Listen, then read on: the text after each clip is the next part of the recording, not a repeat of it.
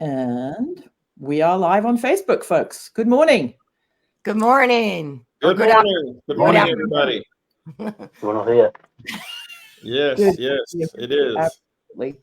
Well, thank you so much for joining the FYC podcast, The String Revolution. Guitar virtuoso Tommy Emmanuel and producer, also extraordinaire book writer, children's author, singer-songwriter John Carter Cash from all over the country. And thank you for having us. Yeah, that's absolutely my pleasure. Congratulations, first of all, guys, on your Grammy nomination. Yay! Thank you. Thank you. That's absolutely fabulous. It was a blessing. It really was. It is, absolutely. So, Janet, I'm going to start with you since you're the one I've been, back and forth with on this whole thing. How did this, because I'm convinced you guys are in a train groove, right? So you cover songs that have something to do with trains. Because the last one was Crazy Train, right? Yeah, may as well stick with it.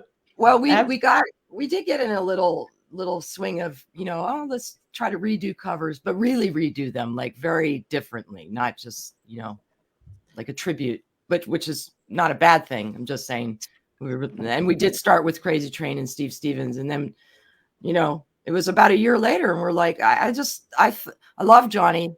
I love Johnny Cash. And I just thought let's do a Cash song. And, Folsom being one of the best ones. Well, they're all great, aren't they? But that one has such a cool groove, and the whole vibe, the whole thing about it is just cool. It's just got like cool written all over it, and I thought we could really do something interesting with this. And then of course I thought about John Carter, because John Carter and I had worked on 2 previous solo albums, and I was like, if we're going to do a Cash song, we got it. John has to work on it with us. He has to be in it. And then I was like, and of course we have to do it at Cash Cabin, which is where I did my other records. And I talked to the boys about it, and you were like, yeah. Can I use bad? I can't say bad words, can I? You can, absolutely. You were like, shit, yeah. I was like, hell yeah. And they were like, we should have a guest. And the whole thing was just like, well, Tommy, I had opened for you once, like about 10,000 years ago. Right. And he lives in Nashville. John lives in Nashville. We were flying to Nashville to do it. It was just like, and you are never home, Tommy, never. And it's like the one day, literally the stars aligned, literally. Yeah. The stars aligned. And it was spontaneity that brought about the energy of the creation, but it was wonderful musicianship, and it was the original ideas, and it was still, it was formulated when we began it, but then it changed, it altered, they had other pieces that were added in late, and it never lost that energy of creation. And I think that's one thing about it. It's like we had some sort of blueprint, from the original song. But it's still, there were no limits in the way that it could progress and what could happen with it. And that's what I loved about it. And the minimal number of musicians on the track. Added in Byron House, who's a wonderful bass player. And Byron, he plays in the bluegrass world, but he also plays hard rock, and he plays acoustic instrumental music. And he has a great understanding of roots music, but can go just about anywhere. And so, and then with Tommy coming in, and this is the thing about Tommy, it's like the energy was so relaxed and easy that it came together in a way that was never forced, it was never pushed, and it didn't have to fit any certain form. That's what was so beautiful about it. And it was just a lot lot of fun. That's because I'd taken extra medication that day, so there was. And she shared her medication. So. Well, can I just say that the arrangement was all in place when I got there. Robert and Markus and Janet already had all the little quirks and the interesting things, roadblocks for me to look out for. But basically, I approached it like I approach everything that I'm a guest on. I'm going to just play and you tell me what you want. You know what I mean? I'm just going to use my instincts and I'm going to go. And if it works, great. If it doesn't, then tell me what you want me to do, kind of thing. So that's why I started out the whole thing by just playing. There's the melody. That's, you don't have to do anything else, but that.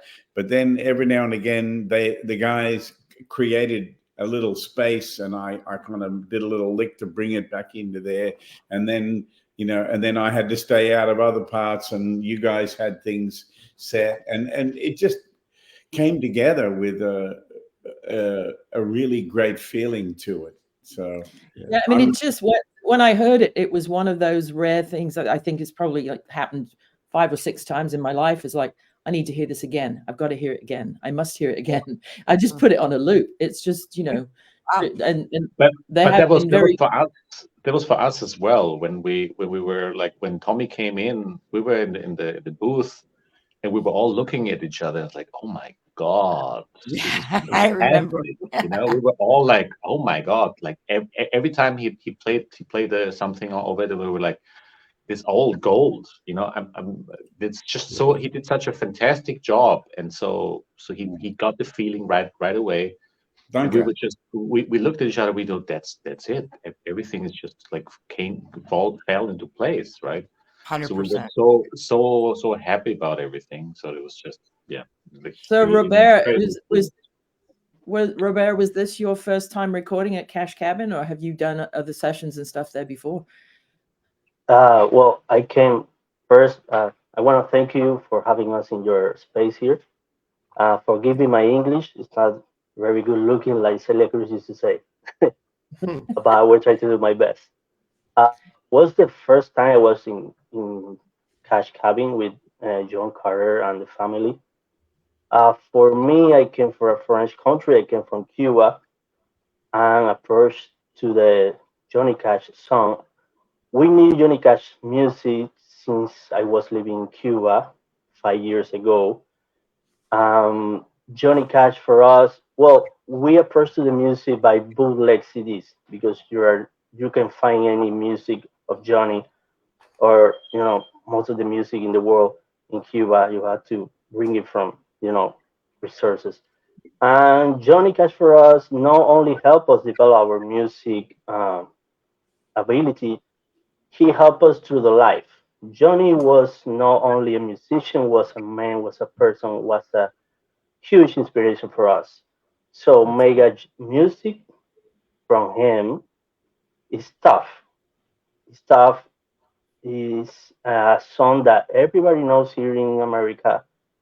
You have to, be very careful with the music, because it's not a cover. You're making an arrangement or a very fine piece of music, and finding the ways to do that for 3 guitars, then incorporated the band, and then incorporated the master Tommy Emmanuel, who, by the way, is like a father to me, like a grandfather that I always have in my record player. It was tough.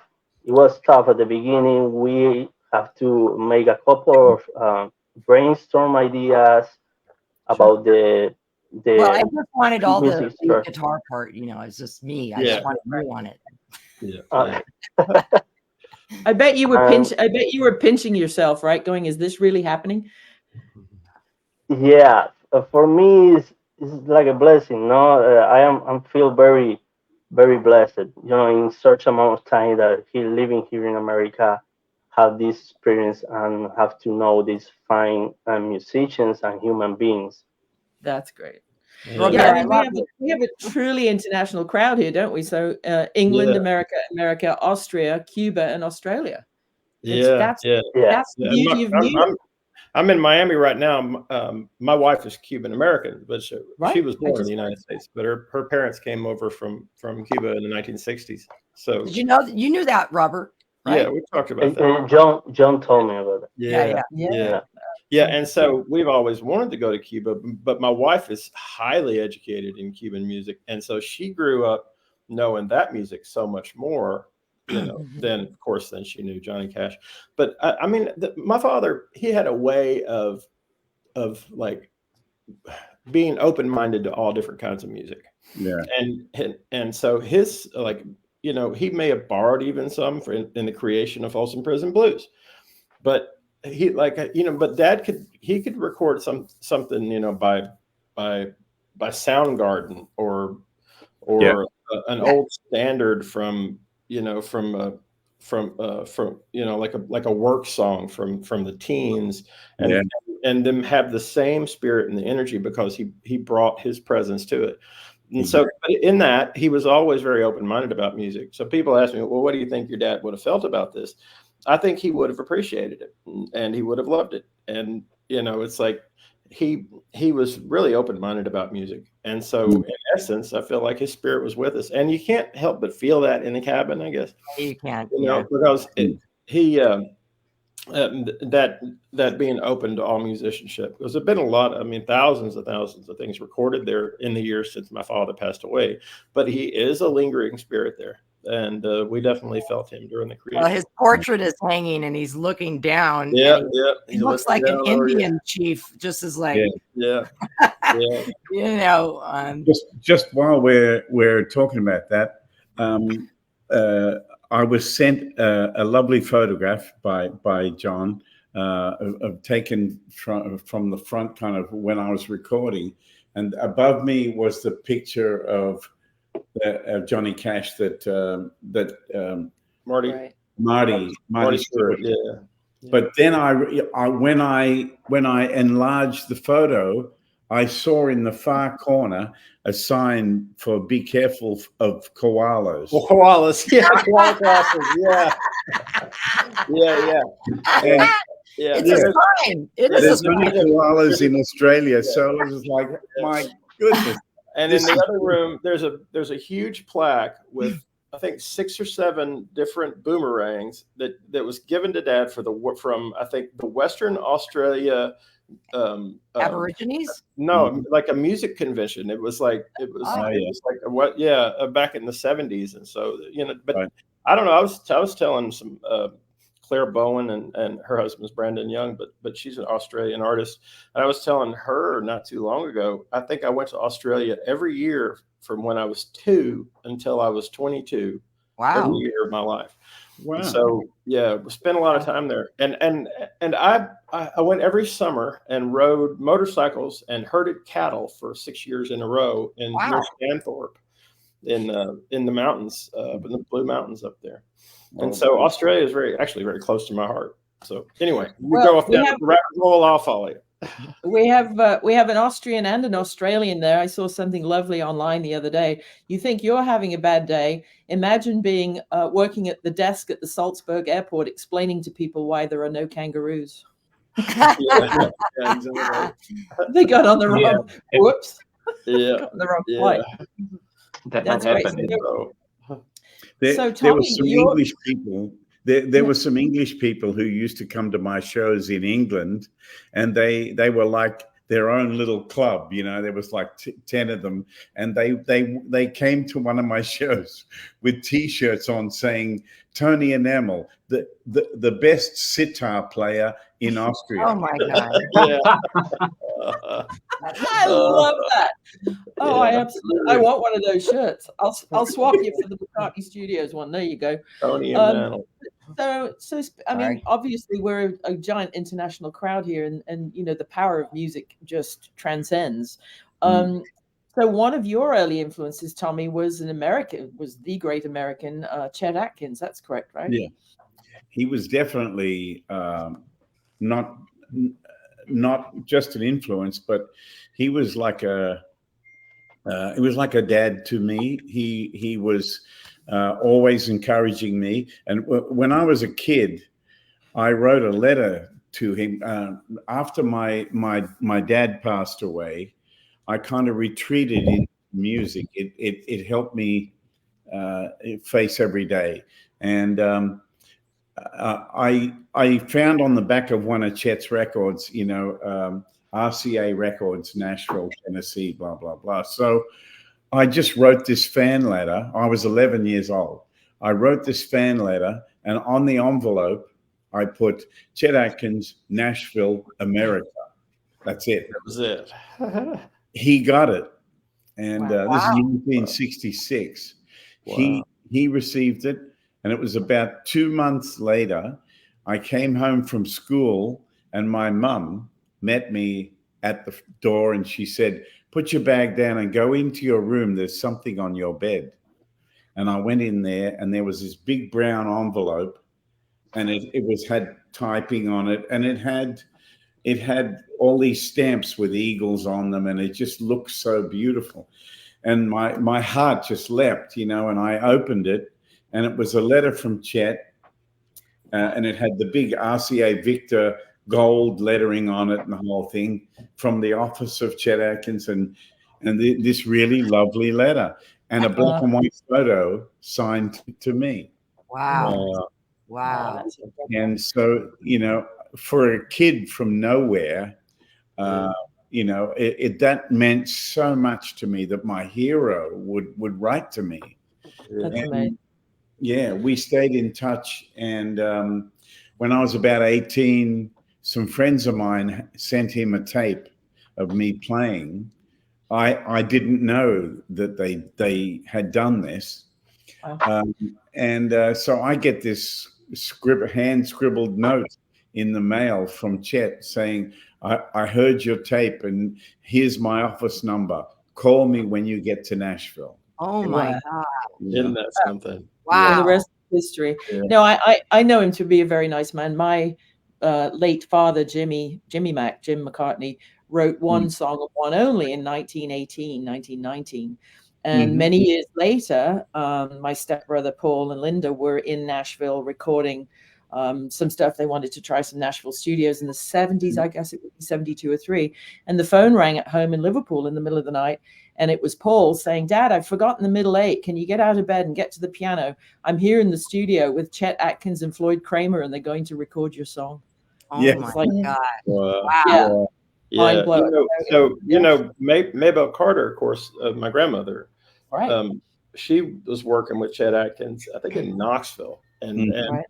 and Chet was the backup guitar player for Mabel, and Mabel and Chet were there working together with my mother and Helen and Anita, and they went to Springfield, Missouri. They were doing radio shows, and they were working in Springfield, and they got a call from Nashville. They'd been trying to get on the Grand Ole Opry, and Ezra, my grandfather, was managing the Mabel Carter and the Carter sisters, or it would have been the Carter sisters with Mother Mabel or something, right?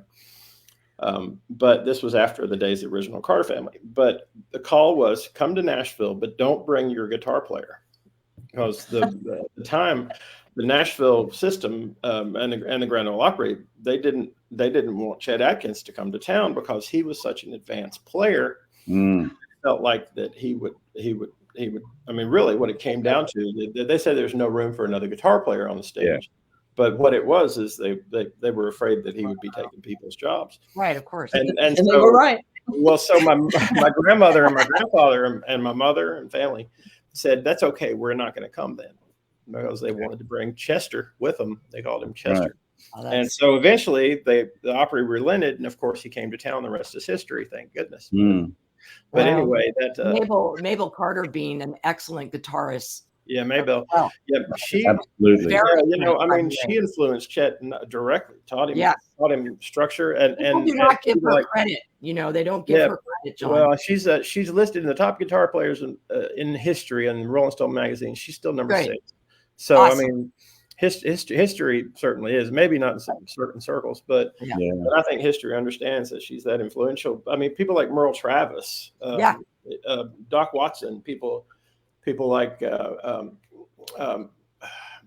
Flatt Scruggs. I mean, Earl Scruggs developed his banjo style copying Mabel Carter's guitar playing. So anyway, like I said, I can go down a rabbit hole. We're talking about Folsom Prison Blues. That's what we are. But it all again, adds up. It all adds up. Folsom Prison Blues might not have happened, and we might not all be here today if your grandmother, John, hadn't held her ground, been loyal, and waited to bring Chet Atkins to town, because then that lifted him up to be in a position to send Tommy letters to encourage his career, and then be an inspiration to people like Markus and Janet. Tommy, also I definitely would love to let you. I have one of Maybell's guitars. I have a Steinberg that my father gave to her in the 1960s, actually, because her guitar, of course, the one that's at the Country Music Hall of Fame, she didn't want to take it on the road all the time. She was too nervous something was going to happen to it. So she carried that Steinberg on the road. It's a marvelous sounding guitar. I bet. How wonderful. You know, while we're talking about that, your daddy wrote the most beautiful poem about Chet, and it was on the album cover on the back of one of Chet's albums, and it talks about the hands of a sailor can tie knots. Yeah, you remember that poem? Barely. Thank you for bringing that up. Yeah. Because when I was living at the house with Chet and Leona, you know, your father's name came up a lot. And I remember one Monday night at Cafe Milano, I was sitting in with Chet and his band, and your dad came in. He'd been and had some kind of injection in his face, and his face was swollen, and he was just wearing like a tracksuit, like a running suit, right? Right. And Chet says to him, well, JR, would you want to sing something? And he goes, yeah, sure. And he walked out on stage to a massive standing ovation. Wow. His face sticking out. And his face fearless. When I was just a baby. Yeah. So interesting fact. And so my aunt Anita, who of course was very close with Chet, and she produced some of her records. You know, he produced some of her records in the 60s. But anyway, she was living in the Cash Cabin studio back about 1990, 91. Wow. And this was before the recording room was added on, or the tracking room. Or it's just the kitchen, right? The kitchen. Yeah, it was only the kitchen area. That's all there was. Right. But she was living there, and she was going to make an album. And so David Ferguson, who was my father's engineer, brought in a lot of recording gear. And so I'm trying to remember the whole band. I know it would have been Mark Howard, and it would have been Chet and Jack Clement, and there may have been Pat McLaughlin. But anyway, that band came in and performed on the whole album with her. So, and that was the first time microphones were ever set up in the cabin. One of the first guitar players ever recorded in the Cash Cabin studio was Chet Atkins. Wow. Wow. His spirit is there too. But it's before it was ever considered to be a studio in the first place. It just happened to be where she needed to put up the microphones. That's hilarious. Markus, tell the viewers a little bit about some of the guitars you encountered at Cash Cabin. Yeah. That's a great story. Well, you know, when we just started to recording, and then John said, "Well, don't you want to like use this guitar?" And he brought out a 1930 Martin guitar from his dad, and I was just so like, oh my God, what should I do with this? And then he just said, well, just play with it. Just the guitar. Run like hell and steal it. Right. I mean, it's an amazing guitar, right? So when I had that in my hand, it was just, it felt so natural as well. So it was kind of like between being a fan. I'm not really one of those fanboys, you know, like I'm just like come and like feel, but I had my moment of where I'm like a little fanboyish, or like, oh my God, you know, like in my head always, oh my God. But the guitar sounded just so amazing. So it was fantastic. Yeah, that's an H series Martin. It would have an H, so it would have been set up Hawaiian with the, you know, to play on your lap originally. Yeah. Oh, okay. Oh, Yeah. tell me. I wonder what the H standed for. We have another part of that guitar story, right? Marcus? Right, but then like at the very, very end, when we just like finished recording, you know, like it was late in the evening, like I don't know, like 10 p.m. 9 p.m. Everything was put up already. All the mics. We already had our gear. We're like jackets. We wanted to get out, but then Trey, the engineer. Trey Call. Let's give him. Yeah, Cole, amazing. he did a fantastic job. But he was like, oh, I show you something. And then he brought out a different guitar. And that was the original guitar, which was used on Folsom Prison Blues. It was a Squire Telecaster for a 1950, correct me if I'm wrong, 52 Squire. But that Luther Perkins, who was her dad's guitar player, played on the original Folsom recording. And Trey was like, check this out. And we're like, and then that's the one. I don't know who had the idea. Maybe it was me. I don't know. But we're like, oh, we have no electric on this track, right? Mind you, it was all acoustic. But there was that very famous riff. You can play. Here it is. Tommy. Well, actually, and we changed it. Boom, boom, boom, boom, boom, boom. We kind of sort of shortened it a little bit. We bastardized it. Yeah, we bastardized it. And actually the guitar looks just like that. And Trey was like, come on, put your stuff down. I'll set up the mics. Let's get it down. And Robert is the one who played it. Yeah, and that's on the video. Yeah. Right? Yeah. It's I mean, how just great. Robert, another pinch me moment, right? Robert, you're sitting there playing the original guitar that was on the original song on your guys' new arrangement. I mean, it must have just been surreal. Do you ever like dream about it and wake up and go, did that all really happen? No, for me, that experience to record that song is one of my precious moments. And I take in that moment, for the rest of my life. Yeah. It was beautiful. And in fact, now Tommy is playing the Perkins solo. I just want to say that we use that solo as another part of the song before Tommy's real solo in the song. So that part is a preparation for the Tommy solo dance. So we consider add this Perkins solo as another section of the song as well. Yeah. Yeah, because it's so melodic, isn't it? It fits right in. Yeah. And if I might add, because I don't think Tommy knows this, before you got there, Tommy, well, first of all, we did a couple of demos, right, at home. Right. And we did work on the arrangement, going back and forth at home, switching off ideas, and we sent it to you, John. And then, but we hadn't played it together like a lot. It had never been played out live, and nothing, So we show up at the studio, and first of all, we're in the room, John, with barely any baffling. Typically we're used we don't to need no thinking baffling. You don't need no baffling. Thinking baffling. Yeah. Well, I mean, we had a little bit of gobos, and everybody's in the room together, and you're in the room, John. You're sitting on the chair, and you're like, all right, let's run through it. So, this is really the first time we had run through it, even with Byron on bass. Yeah. And we ran through it like once, and then you said, John, okay, that's it. And we're like, wait, what? that was a practice. We thought it's just a sound check, and then that's the microphones are always running. I mean, and that was the take. It takes 3 minutes to make a hit record, and that's written on the wall over there. If the energy and the spirit's there, and if it's right. I mean, we had to maybe go back and do a few. Well, that just wiped out all my 10 years of therapy on anxiety and it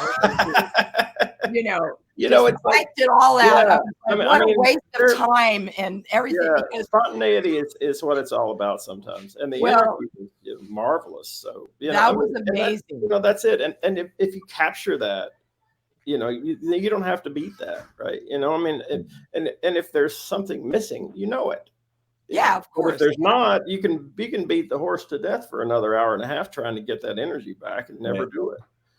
Right. I think sometimes I was an artist 1,000 years ago, and sometimes that, John, you're right, the nervous energy, the anticipation of, okay, I'm going to rehearse this to get it right. And if smartly, a producer like you always has, the minute the trucks pull in the parking lot, start the microphones, right? Because you never know what you're going to get, right? I didn't even know it was. And sometimes you'll get a one take wonder, and you can go back all day and try and do it better, and you just won't get that adrenaline. Yeah. You know? And I learned that working with my father, and because my dad only had so much energy, right? And so in the last days of his recording, and so we captured everything all the time. And so having that philosophy, we wind up with a lot of you can go back and you can look at what's there, and it doesn't matter who the artist is to me now. It's like I want to create a moment in the studio to where we are. It's capturing the history of what happens, what goes down. It is a record of time, isn't it? It's a record. Yeah, I mean, that's sort of the way I look at it, and lots of people look at it differently, and that's fine. It's just, I mean, like working with Loretta Lynn, it was the same way. I worked with her. I recorded more for her than anyone else I ever did. Like she finished 105 vocals in 10 years. Oh, so you know, I mean, and the strength of her recordings, so much of what she did came from just that energy of her spirit, and that had to be recorded every step of the way.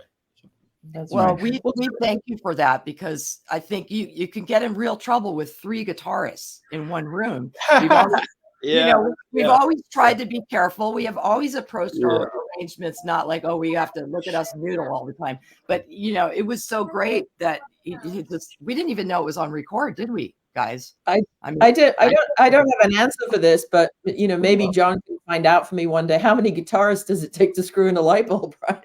Right. I don't know what you think. Yeah. I don't know, but that was great.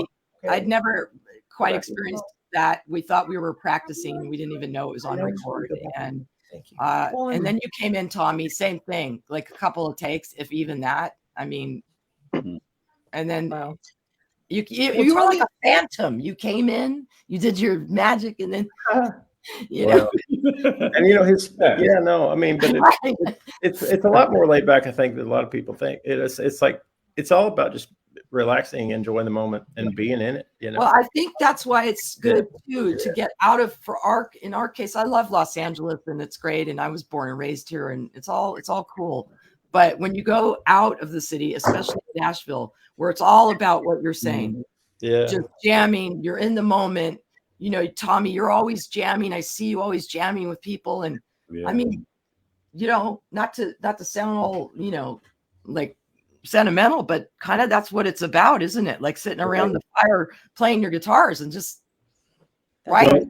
It's a good time, man. The whole thing about spontaneity is so important, I think, because when I'm going to play on a track for somebody else, and I want to know what all my instincts are telling me right from the first time I hear it. All my instincts, which have been, honed through a lifetime of doing this. I'm going to depend on them, and I'm going to go for it, and I'm going to see what happens. And it's not usually.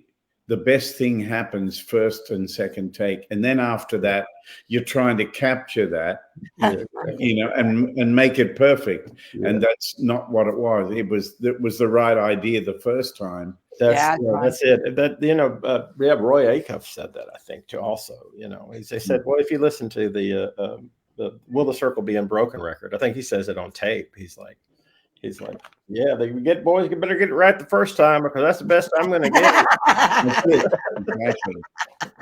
Well, Tommy, you were saying before, Tommy, that when you go out, that's why you don't have a set list, right? Yeah. You know all these songs. You have your guitars all tuned to different, and you just go out and figure it out.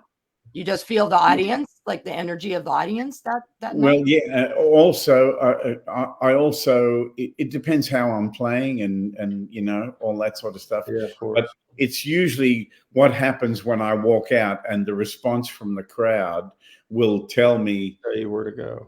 How much I got to get doing this for. Right.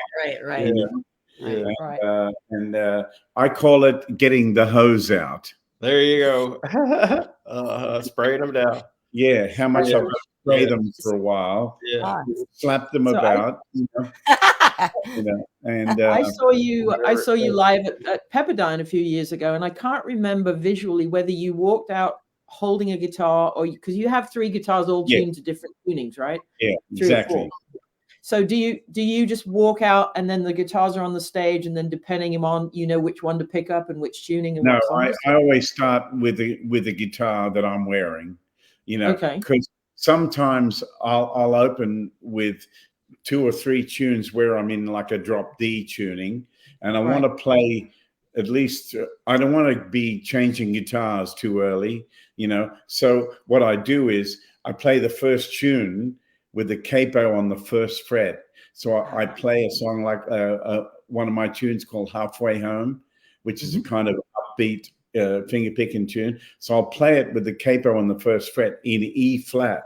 Then I'll bring the capo up 1 fret and play Angelina, a slow song. Then I'll flip the capo off and go into another tune in D. So I will, without spending any time between songs, I'll just go 1, 2, 3, all the same tuning. Right. Yes. Each song sounds different. Yeah. Right.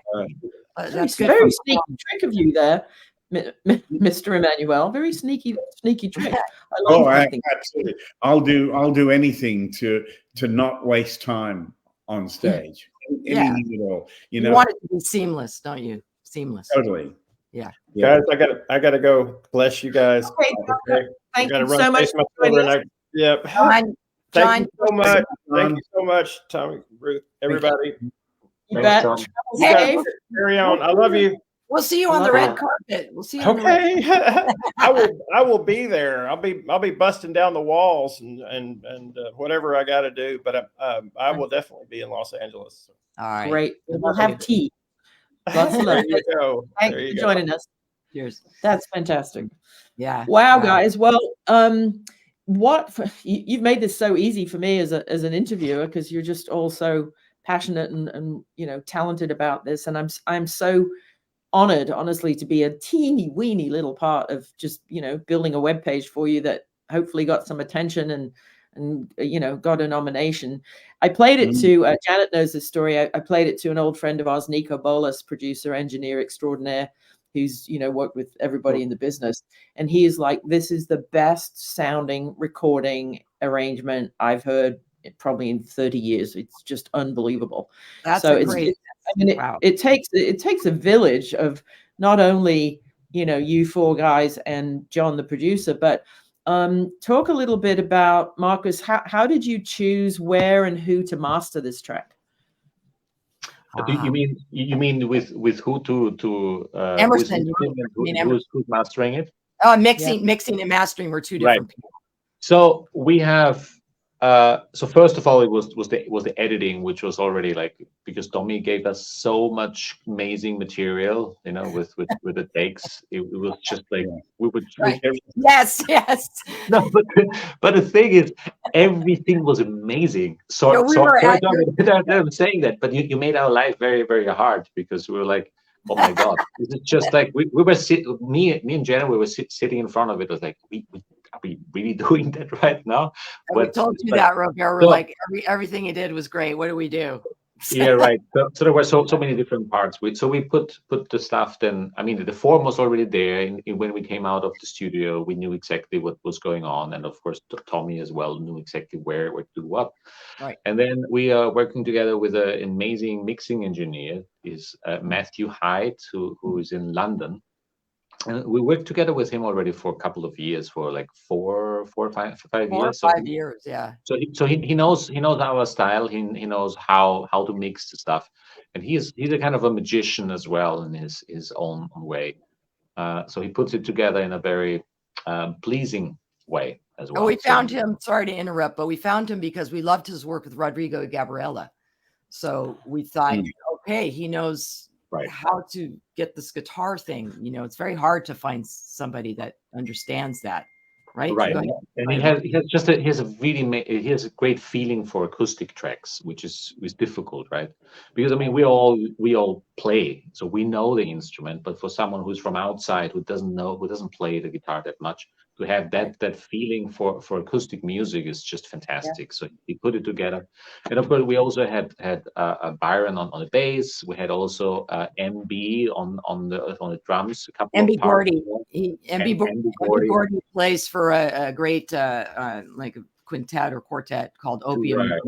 He's amazing percussionist. Well, what's Right, the and he's quintet called, also- Janet? Opium Moon.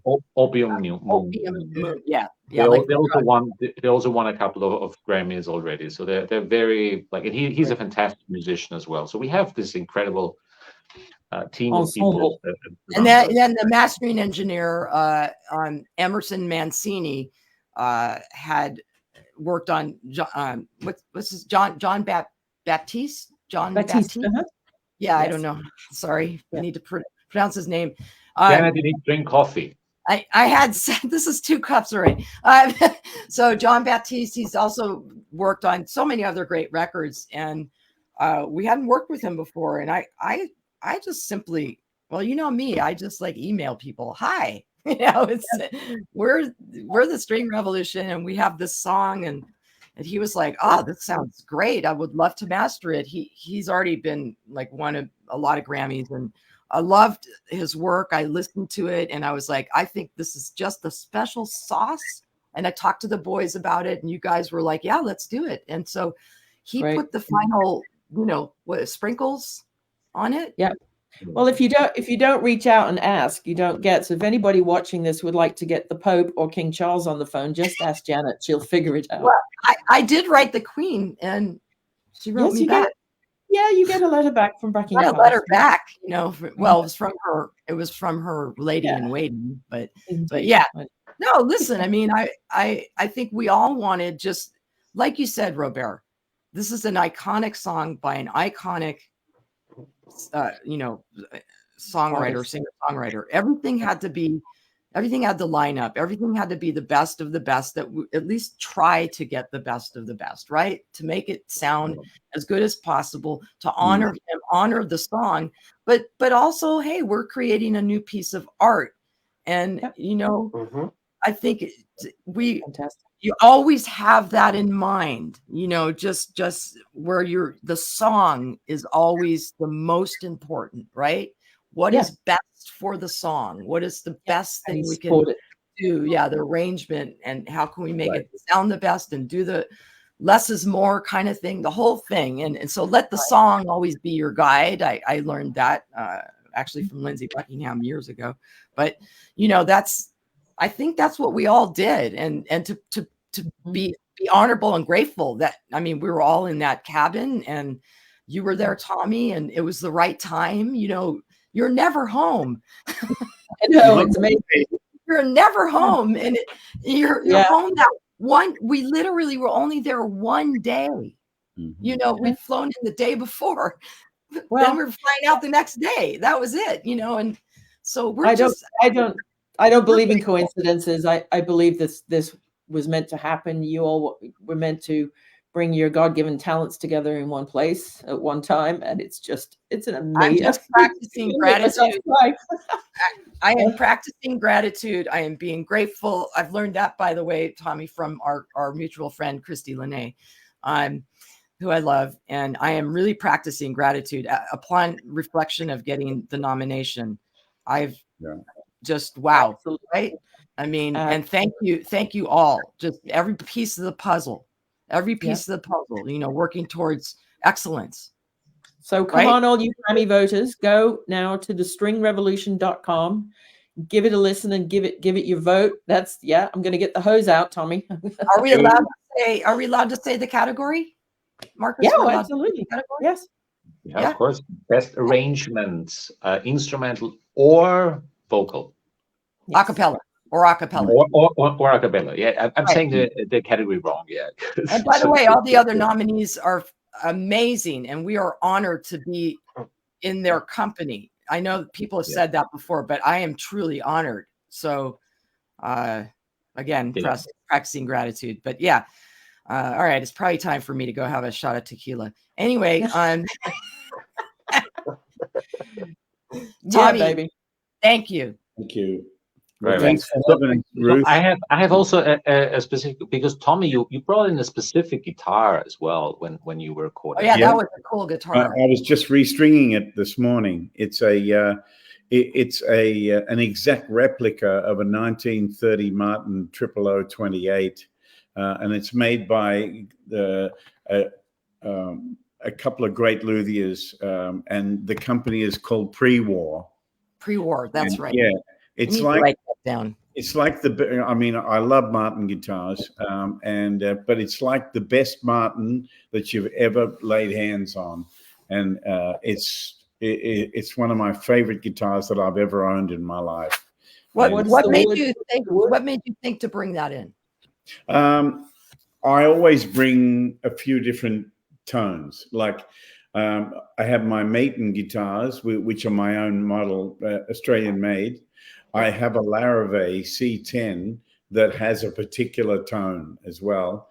And now I have this kind of old Martin sound that I really love. And so they're like, which paint box am I going to work with on this track? So, it's all about what instrument is going to work best. I recall Robert, I think had or maybe it was Markus, had like a J45. That was you, Robert, the Gibson. What is that Gibson you have? It's a J45 or what is it? It's a Gibson Jackson Brown model, given from Jackson Brown itself. Yeah, beautiful. Yeah, Jackson Brown gave you that guitar, didn't he? Yeah. So I had to have a different voice, and Right. so I was looking for something that had a real traditional sound, but I could get up on the mic and it would have that punch. Yeah. A really good acoustic. Yeah, let's talk quickly about that. So you had the Jackson Brown Gibson. I had my trusty DC SM Taylor for a little more punch as well, but I'm holding down the rhythm, dun, dun, dun, dun. So my metal rock and roll days were coming out, and then Markus, you played Johnny's Martin as well as a nylon string as well. Right. The nylon is a handmade flamenco guitar from Barcelona. What's it called? Hermanos Conde. Cool. It's becoming very nerdy now, Ruth. I know. Yes, it is. But if someone is playing guitar, they might want to know those little things. It's interesting. Yeah, it's cool. No, at the For Your Consideration portal, FYC Online, it's not just for musicians who are, seeking recognition and whatever. We also handle a bunch of chefs. So I have conversations like this on the food, the ingredients, the spices, the mixing. It's almost like listening to chefs talking about how to build a dish. So same thing, different ingredients. Exactly. So you can get as nerdy as you like.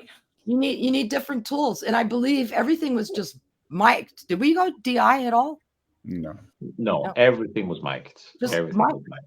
Just all stereo. DI for you non-nerds is direct in, meaning wired into the desk. But I think, especially in a place like Cash Cabin, where you have all of the old resonance, this is why I believe, places like cathedrals and churches and synagogues and what have you, music sounds better in places that have music already in the walls and in the wood, and it just all sort of seeps I believe in that. So I mean, also for those people who don't know the Cash Cabin where it is, it's kind of like really you sit in a cash cabin and outside you have deer passing by. Oh yeah, deer. Yeah. Oh, we lost Tommy. Yeah. That seems so. Maybe he had to take a call. There's deer there. It's in the well, it's not really a forest, but yeah, Hendersonville is about what, guys? 40 minutes from Nashville? Something like that. 30-ish around. Yeah. So being in this atmosphere was just very, very calm, right? So right. You're sitting in there, you're doing your thing. Everything is just a fantastic energy. So, and then I hope normally if you listen to the track, you can hear it as well. And there's a lot of emotion coming in as well. Yeah. So like we can always talk about analyzing and stuff. That's all fantastic, and I think hopefully we did our best, like to make it sound good.